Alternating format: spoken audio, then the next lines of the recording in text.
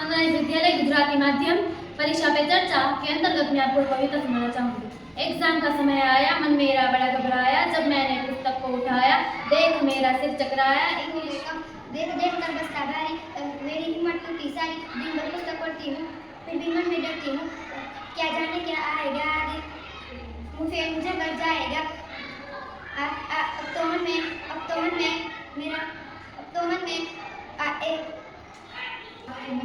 अब तो मन में सनराइज विद्यालय गुजराती माध्यम परीक्षा पे चर्चा अंतर्गत पे मैं आपको काव्य सुनाने वाली हूँ।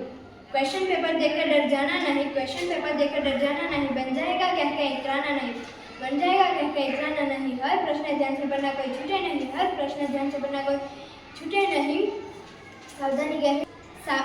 सावधानी गहरी रखना, नंबर रूठे नहीं।